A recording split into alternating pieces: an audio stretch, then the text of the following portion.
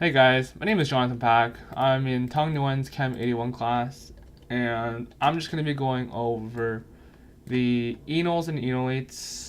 Just going to go over some simple mechanisms, going to go over some how I would approach the problems, and it's gonna be an interesting time. So let's just get into the mechanism. I've already started drawing the mechanism, and I'm just going to go ahead and explain it one more time. So basically, what you have here is you have an ester, right? So basically you have an ester, and you're making a beta keto ester product. It's like a condensation reaction basically, right? So what will happen is first you have something like NaOH, a strong base, to deprotonate this hydrogen specifically right here. This hydrogen will get deprotonated, making a double bond with the carbonyl, the carbon on the alpha position of that carbonyl. And then you have an oxygen with a negative charge. So this is your enolate. And what your enolate does is it resonates down. So the resonance structure formed here is basically going to look like this. It's going to cause this carbon to have the minus charge, as indicated by this green negative sign. And it's going to attack the carbonyl carbon. So the carbon that's directly attached to the oxygen group, basically. And then what you'll have is you will have this product.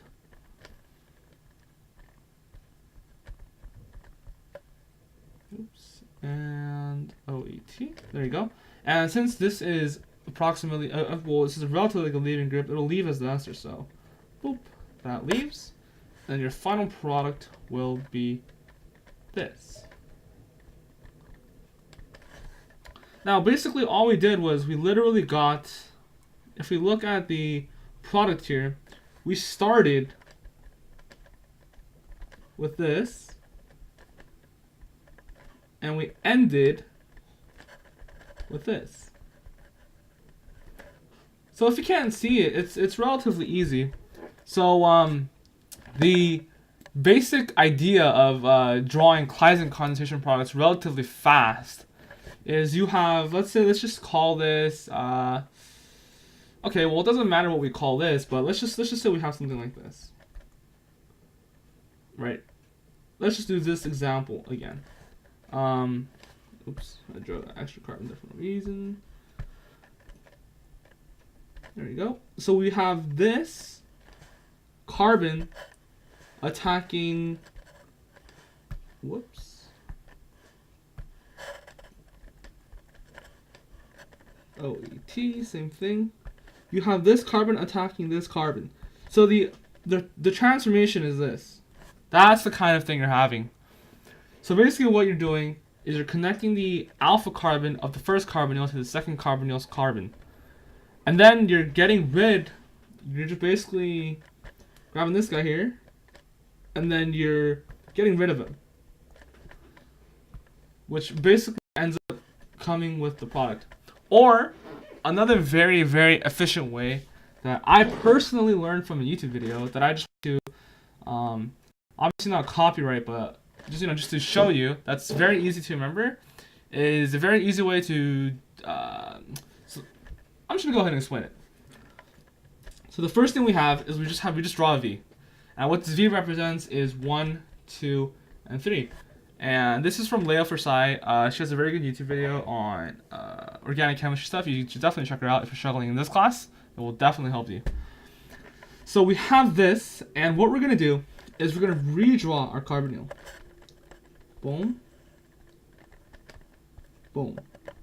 And basically what we're going to do is we're going to assign numbers to the carbons in both carbonyls, and it's going to make our life tremendously easier. We're going to say 1, 2 is the attacking carbon, and 3 is the electrophilic carbon that gets attacked. And we're just going to say 1 is the first carbon, is the carbon on the attacking carbon's carbonyl. So just to show you, we're going to label this carbon 1. We're going to label this carbon 2, and we're going to label this carbon 3. Now what we're going to do is we're going to use this basic diagram, and whatever's on 2, that's what we're going to keep it as. Whatever's on 3, that's what we're going to keep it as, and etc. So, on 1, we have a carbonyl, and attached to this carbon's carbonyl, we have OET. Boom, so that covers our 1. Now for our 3, we have another carbonyl. And since this guy is basically going away, we have a methyl group. So that methyl group, just draw that. Now, if we look at this product, and if we look at that product, aren't they exactly the same? This product here is the same as this product. It's the same idea, but all you're doing is you're just making life very, very simple for you. All right, now let's just go on to some some examples. Basically with this concept. So let's just say we have as a noun example, we're gonna have this.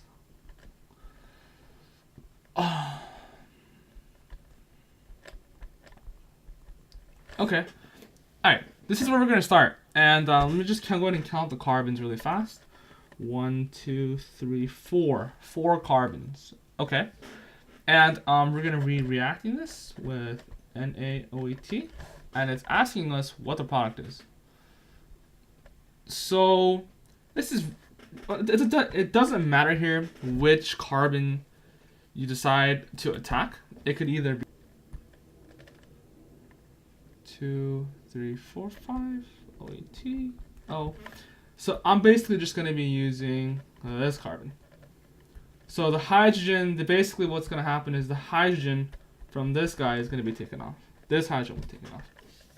Anyways, let's just go back to the 1, 2, 3 idea, the triangle. So we have the triangle.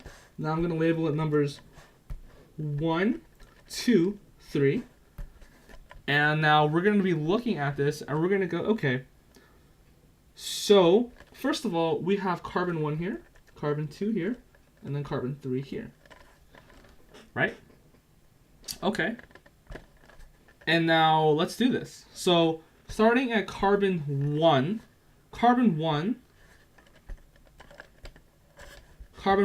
has a carbonyl on it, or an ester. Has an ester. Carbon 2, notice how carbon 2 has a bond with carbon 3.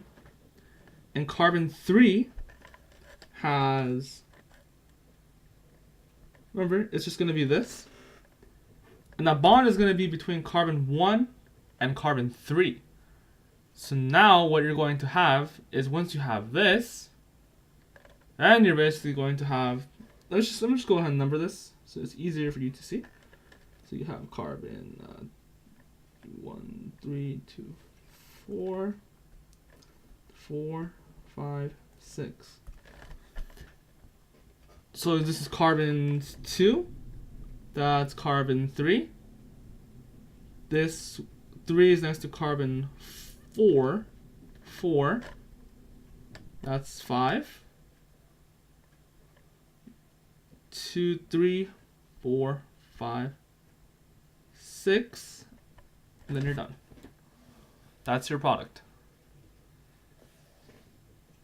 So just to show the carbon count at the end, I'm gonna go and draw everything in. This is carbon 1. This is carbon 2. This is carbon 3. Carbons 2 and 3 are connected, and 2 and 6 are also connected because you can see this, right? You see how 2 and 6 are connected, and you see how 2 and 3 are going to be connected. 2, 3, 4, 5, 6. Boom. There's your product. That's another way to do it. And depending on you, it will save time on the exams and stuff like that. Or if you prefer doing it drawing the resin structure out and just fully seeing it visually, that's fine too. This is just a more simplified version, I guess. A faster way to do it. Okay, now we're gonna think about doing a Claissen condensation reaction between two different esters. So, it's already been 10 minutes. Hey guys, this is a continuation of the chapter 21 video, the activity 20. 10 minutes spent on chemistry is 10 minutes too long, and I actually have a headache. But you know what? It's fine. It's no problem. So we're gonna continue. So we're gonna continue with the triangle method that I not discovered, but I'm passing down its homage. The triangle method, boom. So we label the carbons in accordance to which carbon is being attacked and which carbon is attacking, which carbon is doing nothing. Let's just go ahead and get right into it. So we're gonna have this carbon here, which is gonna be protonated here. This carbonyl is gonna be protonated. So I'm gonna go ahead and label this as 1, 2, 3. 3 is the one that's being attacked. 1 is the one that just stays still, and 2 is the one that does the attacking. So if we just drew 1, 2, 3 out, I'm just gonna go ahead and draw it again just to show you. All right. Now attached to 1 is you have a double bond with an oxygen. And 1 has a methoxy group sticking out of it. 2, on carbon 2, you have right here, so you have a methyl group sticking out of it. Okay, and now carbon 3, which is right here, since this is a condensation reaction, you're going to get rid of that methoxy group, as per usual, and you're going to have a carbonyl. And since we have a methyl group sticking right here, you're going to have that. That is your product. Okay. Let's run through. Now this is basically the same for every other one you do, so it's pretty self-explanatory. Let's just go ahead and get into a Dieckmann condensation. Now, I might have butchered that. I'm not trying to be how do you say, vulgar? But this is just the name of the reaction. I'm just gonna write it down so it doesn't sound as bad. So let's just go ahead and write it down. Yeah. So basically what this is just intramolecular Claissen. Intramolecular Claissen condensation. When you have 2 esters and, boom, bada bing, bada bop, you know what I'm saying? So let's just get right into it. I'm going to draw an example. It's going to take a little while, so, grab some popcorn. I'm not trolling. Da, da, da. Da, da.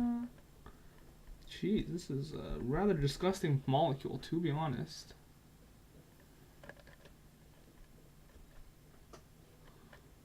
Who comes up with these molecules? I'm so confused. Wow, okay, that's a lot. My eyes hurt.